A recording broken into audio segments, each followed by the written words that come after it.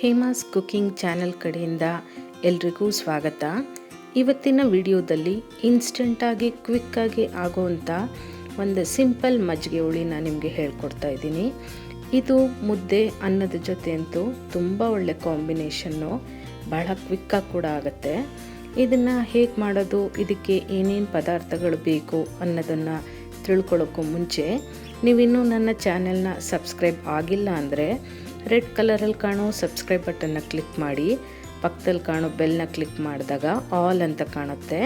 ಅದನ್ನು ಕ್ಲಿಕ್ ಮಾಡಿದಾಗ ನಿಮಗೆ ನನ್ನ ಎಲ್ಲ ವಿಡಿಯೋ ನೋಟಿಫಿಕೇಷನ್ಗಳು ಬರುತ್ತೆ. ಹಾಗೆ ನೀವು ನನ್ನ ಚಾನಲ್ನ ಸಬ್ಸ್ಕ್ರೈಬ್ ಆಗಿರ್ತೀರಾ. ಇದ್ರ ಜೊತೆ ನನ್ನ ಚಾನಲ್ನ ಲೈಕ್ ಮಾಡಿ, ಶೇರ್ ಮಾಡಿ. 1/4 kg ಸೀಮೆ ಬದನೆಕಾಯಿನ ತೊಳೆದು ಹೆಚ್ಚಿಟ್ಕೋಬೇಕು. ಒಂದು ಪಾತ್ರೆಯಲ್ಲಿ ನೀರು ಕಾಯಕ್ಕಿಟ್ಟು ಅದಕ್ಕೆ ಹೆಚ್ಚಿರೋಂಥ ಸೀಮೆ ಬದನೆಕಾಯಿನ ಸೇರಿಸ್ಕೋಬೇಕು. ಇದ್ರ ಜೊತೆಗೇ ರುಚಿಗೆ ತಕ್ಕಷ್ಟು ಉಪ್ಪು ಹಾಕ್ಕೊಂಡು ಸೀಮೆ ಬದನೆಕಾಯಿನ ಬೇಯಿಸ್ಕೋಬೇಕಾಗತ್ತೆ. ಅರ್ಧ ಲೀಟ್ರಷ್ಟು ಮೊಸರಿಗೆ ರುಚಿಗೆ ತಕ್ಕಷ್ಟು ಉಪ್ಪು ಹಾಕ್ಕೊಂಡು ಮೊಸರನ್ನ ಚೆನ್ನಾಗಿ ಕಡ್ದಿಟ್ಕೋಬೇಕು. ಈ ಸಾರು ಬಹಳ ಕ್ವಿಕ್ಕಾಗುತ್ತೆ, ಹಾಗೆ ಇದನ್ನು ಒಂದು ಹೊತ್ತಿಗೆ ಮಾತ್ರ ಉಪಯೋಗಿಸ್ಕೋಬೋದು. ಇದನ್ನು ನಾವು ಕುದಿಸ್ತೇ ಇರೋದ್ರಿಂದ ಬೆಳಗ್ಗೆ ಮಾಡಿ ಸಂಜೆ ಅಷ್ಟರಲ್ಲಿ ಇದನ್ನು ಕನ್ಸ್ಯೂಮ್ ಮಾಡಬೇಕಾಗತ್ತೆ, ಇಲ್ಲಾಂದರೆ ಹಾಳಾಗಿಬಿಡುತ್ತೆ.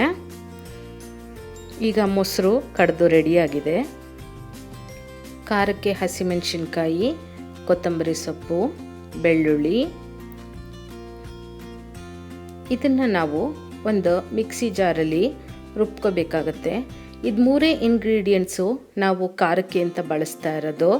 ನಾನು ಮೊದಲೇ ಹೇಳ್ದಂಗೆ ಇದು ಕ್ವಿಕ್ಕಾಗುತ್ತೆ, ಹಾಗೆ ಕಮ್ಮಿ ಪದಾರ್ಥಗಳು ಕೂಡ ಬೇಕಾಗತ್ತೆ. ಆದರೆ ರುಚಿ ಮಾತ್ರ ಫ್ರೆಂಡ್ಸ್ ತುಂಬಾ ಚೆನ್ನಾಗಿರುತ್ತೆ. ಒಮ್ಮೆ ಟ್ರೈ ಮಾಡಿ, ನೀವು ಹೇಗೆ ಬಂತು ಅಂತ ನನಗೆ ಕಮೆಂಟ್ ಮೂಲಕ ತಿಳಿಸಿ. ನೋಡಿ, ಇಷ್ಟು ನುಣ್ಣಗಾದರೆ ಸಾಕು. ರುಬ್ಬಿರೋಂಥ ಮಿಶ್ರಣನ ನಾವು ಮೊಸರು ಜೊತೆಗೆ ಸೇರಿಸ್ಕೊಳ್ಳೋಣ. ನೀವು ಈಗ ಖಾರ ನೋಡ್ಕೊಳ್ಳಿ, ನಿಮಗೆ ಹೇಗೆ ಬೇಕೋ ಹಾಗೆ ಖಾರನ ನೋಡಿಕೊಂಡು ನೀವು ಮಿಕ್ಸ್ ಮಾಡಬೇಕಾಗುತ್ತೆ. ಕೆಲವರು ಹೆಚ್ಚಿಗೆ ಖಾರ ತಿಂತಾರೆ, ಕೆಲವರು ಕಮ್ಮಿ ತಿಂತಾರೆ, ಹಾಗಾಗಿ ನೀವು ನೋಡಿ ಹಾಕ್ಕೊಳ್ಳಿ. ಹಾಗೆ ಇದ್ರ ಜೊತೆಗೆ ಬೇಯಿಸಿಟ್ಕೊಂಡಂಥ ಸೀಮೆ ಬದನೆಕಾಯಿನ ಕೂಡ ಸೇರಿಸ್ಕೋಬೇಕು. ನಿಮಗೆ ಸೀಮೆ ಬದನೆಕಾಯಿ ಬೇಡ ಅಂದರೆ ಸೋರೆಕಾಯಿ, ಬೂದುಗುಂಬಳಕಾಯಿನ ಕೂಡ ಹಾಕ್ಕೊಂಡು ಮಾಡ್ಕೋಬೋದು. ಅದು ಕೂಡ ಇದೇ ಪ್ರೊಸೀಜರಲ್ಲಿ ಮಾಡಬೇಕು, ತುಂಬ ಚೆನ್ನಾಗಿರುತ್ತೆ. ಈಗ ಎಲ್ಲದನ್ನು ಮಿಕ್ಸ್ ಮಾಡಾದಮೇಲೆ ನೋಡ್ಕೊಳ್ಳಿ, ನಿಮಗೆ ಗಟ್ಟಿ ಅನಿಸಿದ್ರೆ ಮಾತ್ರ, ಮೊಸರು ಗಟ್ಟಿ ಇದ್ದರೆ ಮಾತ್ರ ನೀರು ಹಾಕ್ಕೊಳ್ಳಿ, ಇಲ್ಲ ಅಂದರೆ ಏನು ಬೇಡ. ಈಗ ಇದಕ್ಕೆ ಒಂದು ಒಗ್ಗರಣೆ ಮಾಡ್ಕೊಳ್ಳೋಣ. ಒಂದು ಪಾತ್ರೆನ ಬಿಸಿಗಿಟ್ಟು ಅದಕ್ಕೆ 1 ಸ್ಪೂನಷ್ಟು ಎಣ್ಣೆ ಹಾಕ್ಕೋಬೇಕು. ಎಣ್ಣೆ ಕಾದ ನಂತರ ಸಾಸಿವೆ ಸಿಡಿದ ಮೇಲೆ ಕರಿಬೇವನ್ನ ಹಾಕ್ಕೋಬೇಕು. ಇದಕ್ಕೆ ಹಿಂಗೇನು ಹಾಕೋ ಅವಶ್ಯಕತೆ ಇಲ್ಲ.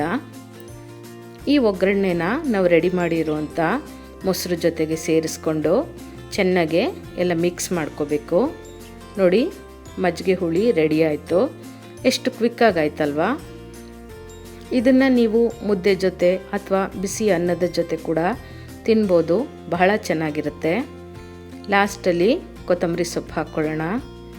ಕೊತ್ತಂಬರಿ ಸೊಪ್ಪು ಹಾಕ್ಕೊಂಡು ಮತ್ತೆ ಒಂದು ಸರಿ ಮಿಕ್ಸ್ ಮಾಡಿಕೊಂಡ್ರೆ ಮಜ್ಜಿಗೆ ಹುಳಿ ಅಥವಾ ಮಜ್ಜಿಗೆ ಸಾರು ರೆಡಿ ಆಯಿತು.